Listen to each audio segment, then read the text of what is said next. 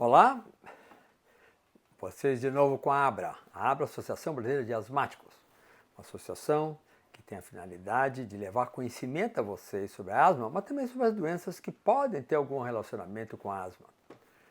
Hoje nós vamos estar discutindo o que é DPOC e o que é asma. Antes de começar, quero me apresentar. Meu nome é José Roberto Jardim, eu sou professor sênior de pneumologia da Escola Paulista de Medicina aqui em São Paulo. Fui presidente da ABRA por 2 anos e meio e é uma associação que tem uma ligação extensa há muitos anos e que me dá muito prazer poder estar discutindo com vocês em nome da ABRA. Nós vamos discutir então o que é a DPOC, o que é a asma, como é que nós adquirimos essas doenças e se nós adquirimos, como é que podemos tratá-las e, se não quisermos adquiri-las, como podemos preveni-las. Isso que eu quero discutir com vocês. Vamos começar com o DPOC. Se fosse presencial, eu queria escutar as perguntas de vocês. Eu vou tentar adivinhar as perguntas que vocês gostariam de me fazer e respondê-las. Primeiro, o que é DPOC? Isso é uma sigla, né? DPOC, quer dizer Doença Pulmonar Obstrutiva Crônica. O nome já está dizendo, é uma doença do pulmão e é crônica. Em todo o mundo ela é conhecida por uma sigla. Nos Estados Unidos é COPD, que vem da palavra em inglês. Na América Latina e na Espanha, por EPOC, que também é a sigla da nossa DPOC aqui. É possível que você não tenha escutado a palavra DPOC ou essa sigla DPOC, mas já escutaram bronquite crônica, já escutaram enfisema. É comum que os médicos se refiram a ela como bronquite crônica ou como enfisema, porque acham que é mais fácil que as pessoas possam entender o que é. Eu gosto e prefiro chamar de DPOC, porque esse é o nome da doença. E vou explicar por que alguns chamam de bronquite crônica e outros enfisema, que na realidade as duas estão juntas. Bem, DPOC. O que leva a pessoa a ter DPOC? A grande maioria das vezes, 70% a 80% das vezes, são fumantes. As pessoas fumam, aqui no Brasil se começa a fumar em torno dos 15 anos, se fumam 15 cigarros em média, algumas fumam mais, outras fumam menos. E com o passar dos anos, as pessoas vão ter alguns sintomas. Então, se começar a fumar por volta dos 15 anos, aos 30, 35, vão começar a ter um pouquinho de tosse, um pouquinho de catarro, a princípio é de vez em quando, depois ele pode ir aumentando. Isso refere um processo inflamatório, ou reflete um processo inflamatório que está ocorrendo nos brônquios dos pacientes. Quando esses brônquios são inflamados, as glândulas, que é chamada glândula mucosa, começam a produzir mais muco. E esse muco, que então está dentro dos brônquios, irrita os brônquios e dá vontade de tossir para o paciente. Por que ele quer tossir? Porque ele quer tirar aquele muco que incomoda. Por isso que, a princípio, as pessoas têm tosse, têm catarro, isso pode ir dos 35 aos 40, aos 45 anos, às vezes até aos 50 anos. A princípio menos, depois vai aumentando e fica bastante frequente. E é comum que as pessoas de manhã, como acumulam o catarro durante a noite, tenham muita tosse, muito catarro pela manhã. Como eu disse, então, isso é um processo inflamatório. Então, nós chamamos, nessa fase da doença, de bronquite crônica. Tudo que acaba em "it", na medicina, quer dizer inflamação. Conjuntivite, inflamação da conjuntiva. Rinite, inflamação da mucosa nasal do nariz. Bem, então a pessoa tem bronquite crônica, caracterizado por tosse e catarro em uma pessoa que é fumante. Passa-se mais alguns anos, ele começa a se queixar de falta de ar. A falta de ar pode ser por 2 motivos. Um, que o brônquio, como está agora inflamado, a sua luz, quer dizer, por onde o ar passa, aquilo está mais estreitado e pode causar um pouco mais de dificuldade. Mas nessa fase já de 45, 50, 55 anos, começa a aparecer o enfisema. Enfisema é a destruição dos alvéolos. Vocês lembram bem que o pulmão é constituído daqueles canalículozinhos que levam o ar, que são os brônquios, até uns saquinhos lá no final do pulmão, que são os alvéolos.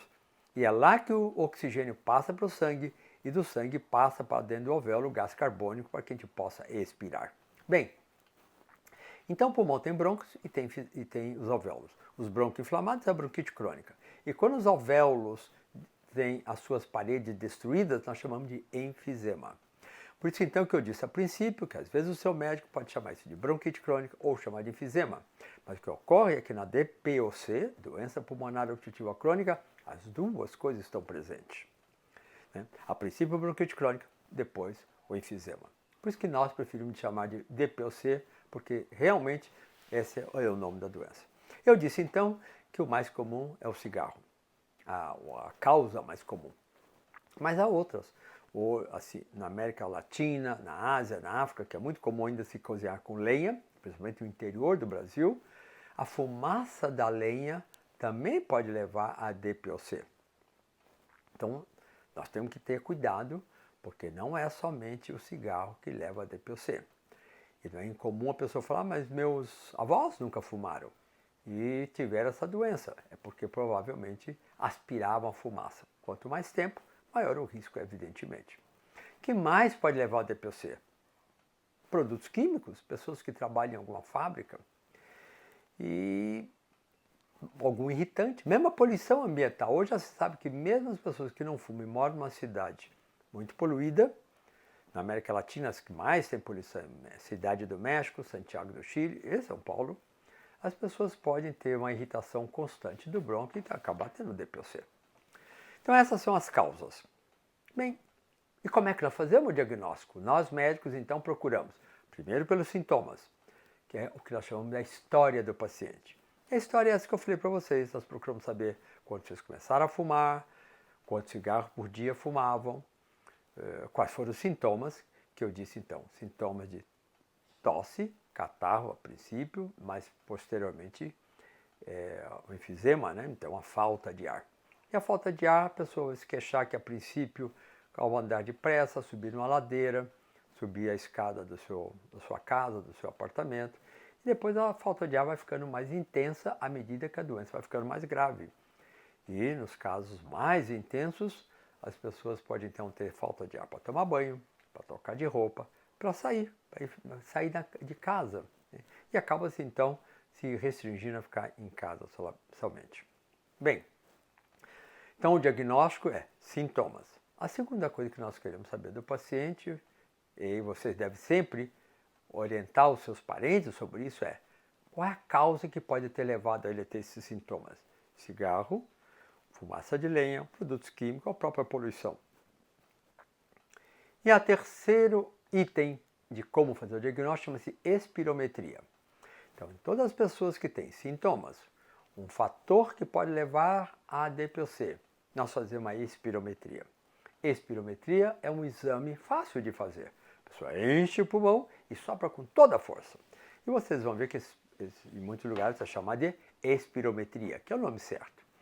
Alguns chamam de teste do sopro.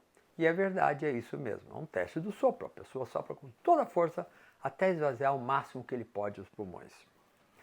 Então nós medimos com esse exame quanto de ar que a pessoa tinha no pulmão e com que fluxo, ou você pode chamar de velocidade, não é bem velocidade, é fluxo, mas é como é que esse ar sai, qual a rapidez que ele sai do pulmão.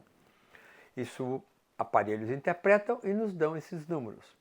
Então nós podemos fazer o diagnóstico nas pessoas que têm esses sintomas e têm essa doença por esse exame. Esse exame é muito importante que confirma o diagnóstico que nós pensávamos clinicamente. E além disso, nos dão uma posição de como o paciente está, em que grau de gravidade que ele tem. Né? E podemos fazer, ou devemos fazer esse exame todos os anos.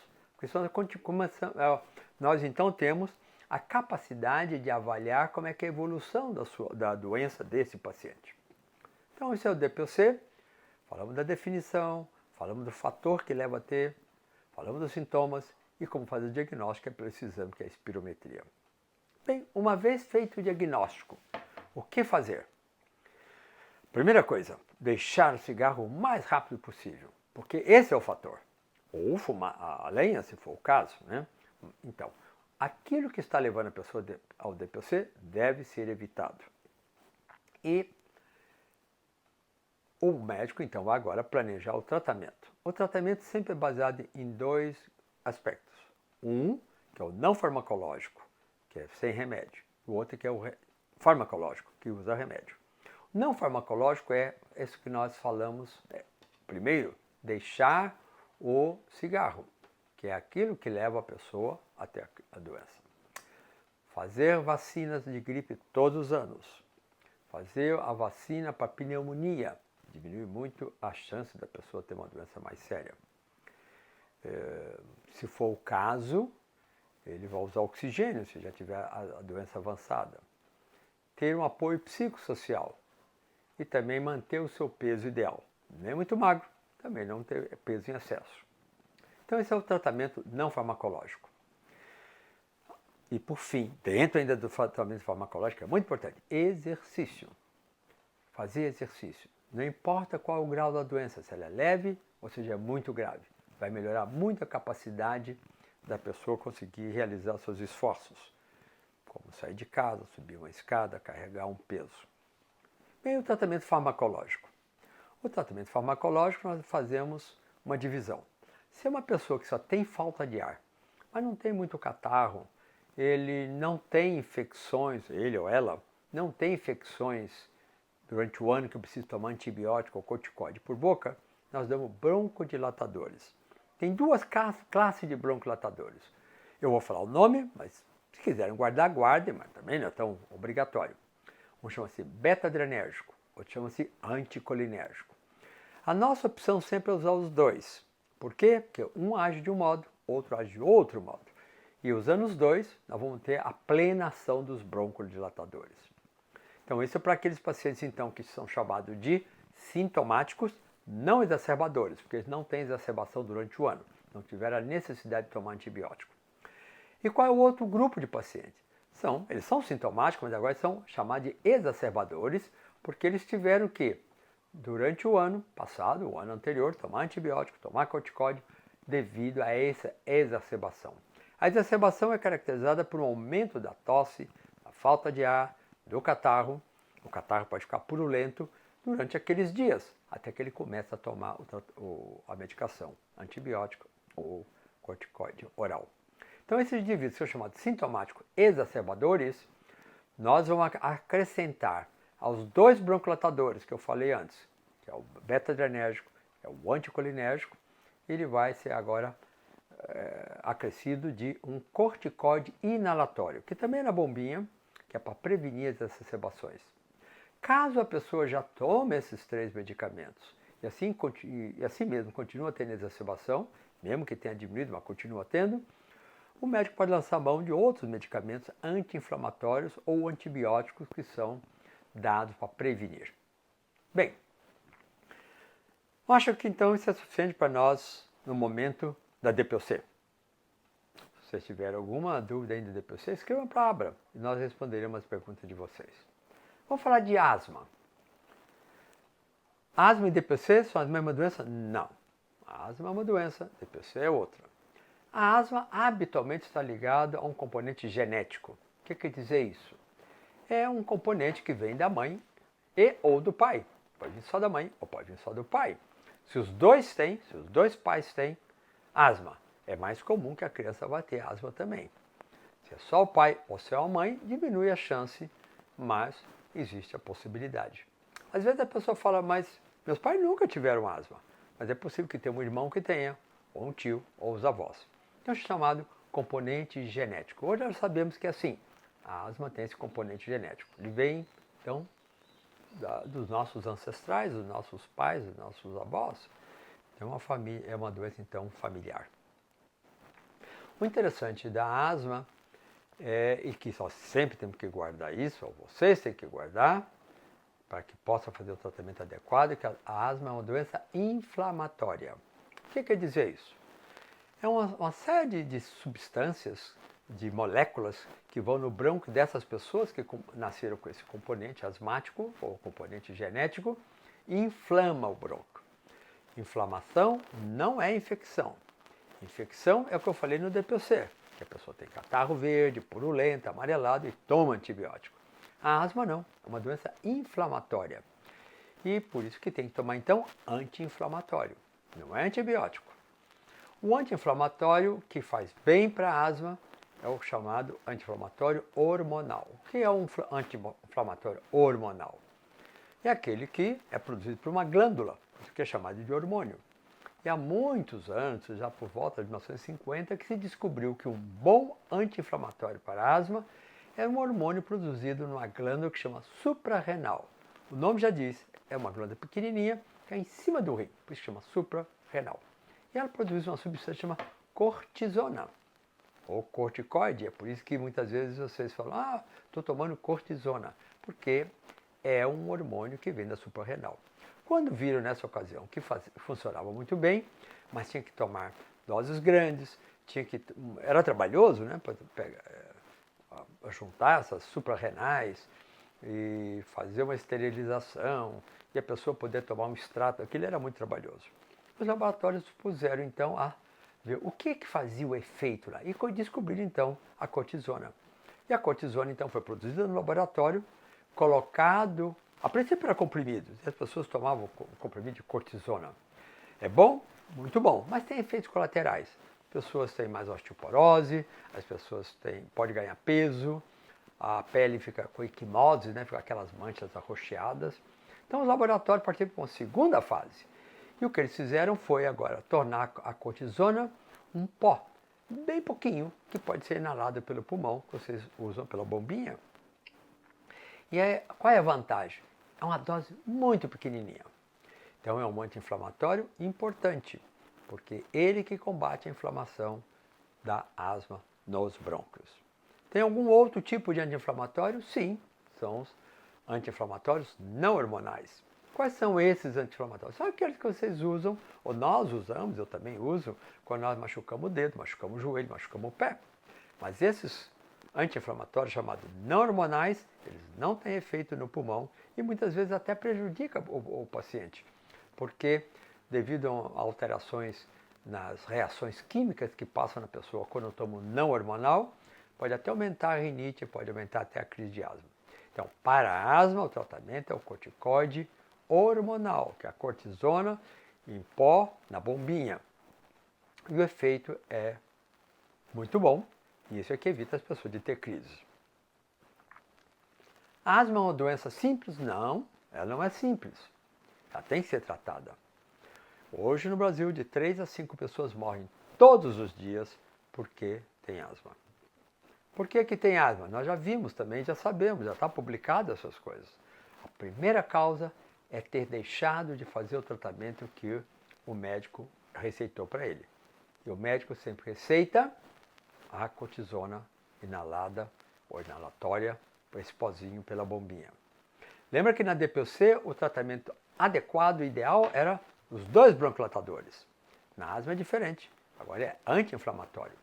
Mas pode-se também associar um broncodilatador à cortisona que o paciente está tomando a bombinha? Sim, e até deve, porque já se viu que ao se associar o broncodilatador à cortisona, o paciente precisa às vezes tomar uma dose muito menor de cortisona. Essa cortisona que é inalatória, que se usa na bombinha, tem muito poucos efeitos colaterais. Vocês não deveriam ter medo de usar. Sigam o que o seu médico está dizendo. Infelizmente, como eu disse, 3 a 5 pessoas morrem todos os dias de crise de asma. Nós fizemos um estudo aqui na América Latina, que incluiu o Brasil, e vimos que só 9% dos asmáticos realmente estavam controlados. O que quer dizer controlado? É não ter falta de ar noturno, então não acordar à noite por causa de falta de ar, é acordar de manhã sem falta de ar, é trabalhar o dia todo sem problemas e é não ter sintomas. Como é que isso é feito? Usando a medicação. Por quanto tempo? Bem, eu sei que os pacientes não gostam de tomar muita medicação. Mesmo nós, como médicos, quando somos doentes, nós tomamos a medicação. Tomamos porque precisa. E até porque entendemos que tem que tomar. Mas nós compreendemos, mas não aceitamos quando vocês... mas eu não estava sentindo nada. E esse é um problema com a asma. Ao contrário do DPOC. O DPOC ele tem sintomas constantes, porque nunca a função pulmonar volta ao normal. Se o paciente com DPOC deixa de tomar a medicação de manhã, na hora do almoço ele vai ter falta de ar. Ele vai sentir que ele deixou de tomar a medicação como deveria, e isso está causando um problema. A asma não. A asma, depois de semanas que está tomando, às vezes até menos, depois de alguns dias, ele passa muito bem. E ele acha, bem, se eu estou passando bem, por que eu vou ter que tomar remédio tanto quanto o médico falou que eu teria que tomar? Acredite no seu médico. Essa inflamação, ela dura meses e meses para regredir. Todas as vezes que vocês tiverem uma crise de asma, a sua inflamação, a inflamação dos seus brônquios aumenta muito e demora muitos meses para voltar ao normal. Acredita-se de 6 a 9 meses para voltar ao normal. Então, tomar medicação uma semana, 2, 3 semanas, só passou a fase aguda, mas o brônquio ainda está inflamado. E é possível agora, com o brônquio inflamado, que um fator que está te levando a ter crise de asma, agora numa quantidade muito menor, te faça ter crise de asma de novo. Quais são as coisas que podem levar você a ter crise de asma? Bem, cheiros fortes, perfumes, desodorantes, esses sprays para dentro de casa. Né? Às vezes a pessoa fala, quando eu paro no posto para pôr gasolina, aquele cheiro já me dá falta de ar. As causas são dezenas.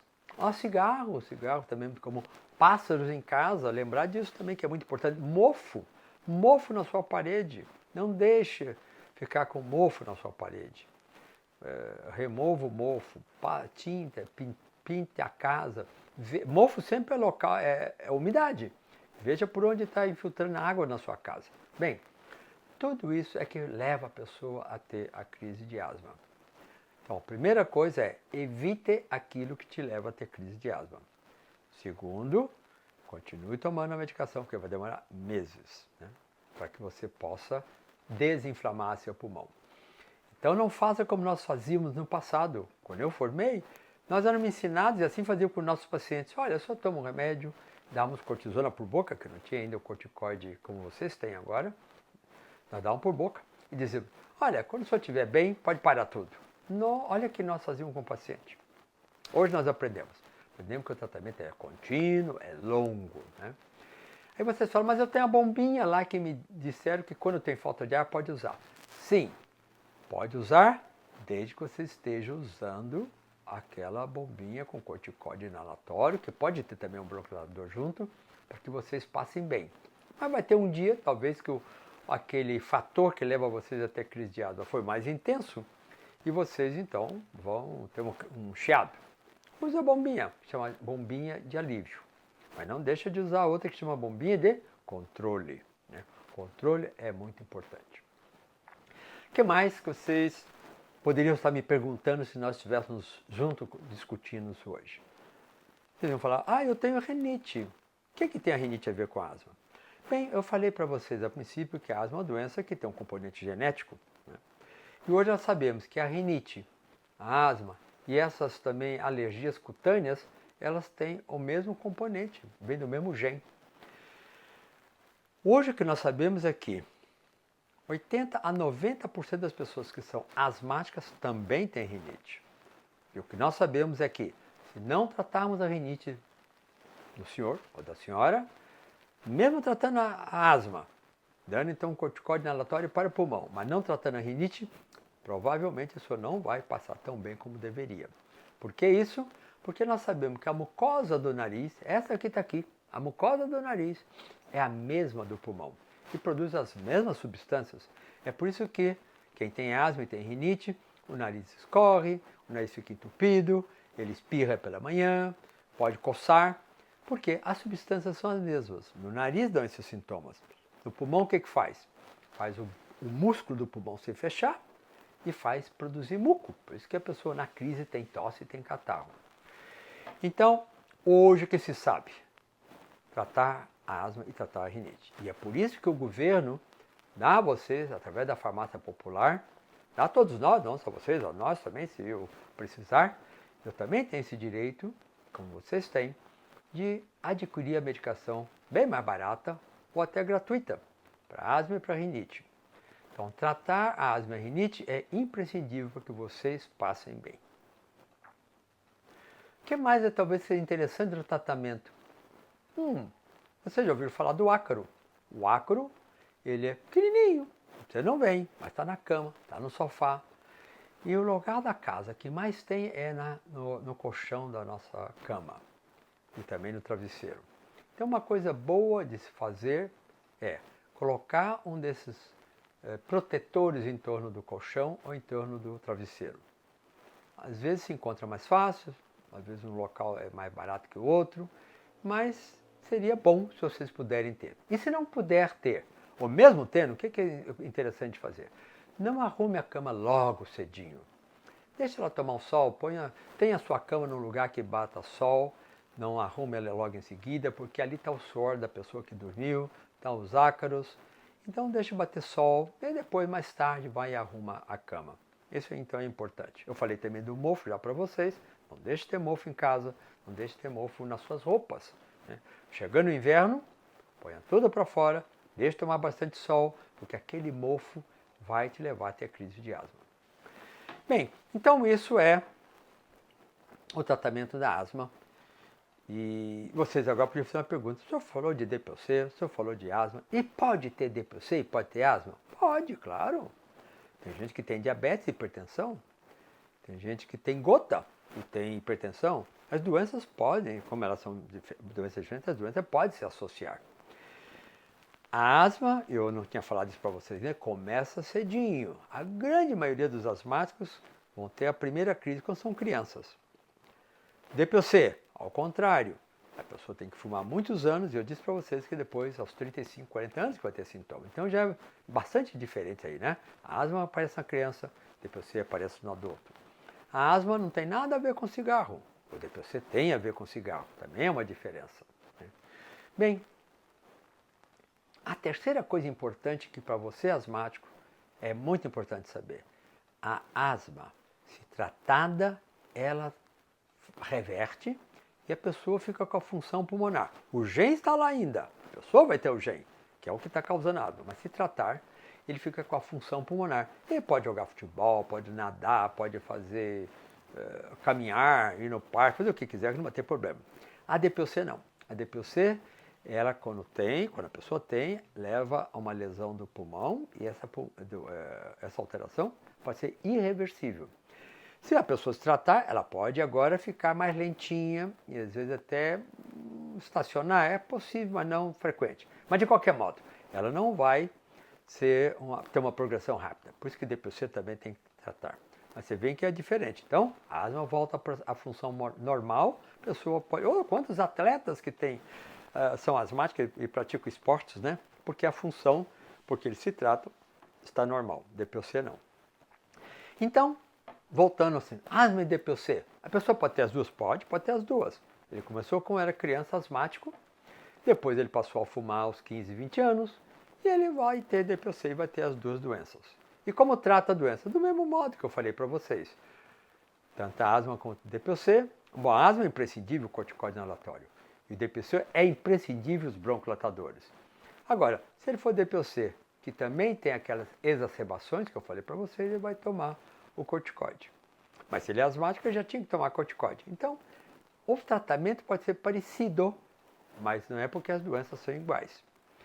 A asma pode ficar mais grave. Hoje tem tratamentos que são chamados de biológicos. As pessoas tomam uma medicação, uma vez por mês, outra a cada 2 meses, e é uma medicação especial que ela vai agir especificamente naquelas células que estão produzindo e estão dando a gravidade da asma. Felizmente, só uns 5% das pessoas necessitam, ou não mais que 10%, necessita desse tratamento. A maioria se passa muito bem só com o corticóide inalatório e o broncodilatador. Então, é isso que eu tinha que falar com vocês. Eu fico contente de que vocês terem me escutado. Eu gosto e gostei de ter tido essa oportunidade de estar com vocês. Se tiverem alguma dúvida, alguma pergunta, escrevam para a ABRA, Associação Brasileira de Asmáticos. E nós vamos ter o máximo prazer em responder as suas perguntas. De novo, nós estamos na época do Covid, nós estamos na época da pandemia. Cuidem-se, usem máscara, desinfete-se bem com álcool em gel ou com água e água sanitária, né, que é o hipoclorito de sódio. Tomem bastante cuidado, evite aglomerações. Dizem que asma e DPOC é pior. Não, a chance de se contaminar com o vírus é a mesma. Agora, o prognóstico pode ser pior. Pode ser pior. Lembra que o DPOC tem uma lesão constante no pulmão. Isso pode torná-lo, então, mais grave. O asmático, ele estando estável, tomando a medicação, acredita que talvez a evolução seja a mesma. São coisas que nós não sabemos ainda. Em resumo, o que hoje nós sabemos, tanto para a DPOC quanto para a asma, que as duas doenças podem usar os seus medicamentos de rotina, seus corticoides, seus broncodilatadores, que não faz nenhum mal, e aliás, ao contrário, faz bem para vocês. Usem os dois medicamentos. Fiquem estável. Evitem aglomerações. Usem máscara. Usem desinfetantes como o álcool, como a água com hipoclorito de sódio, que é a água cândida, né? Ou a água sanitária. Bem, é isso então. Muito obrigado de novo pela atenção e até uma próxima oportunidade.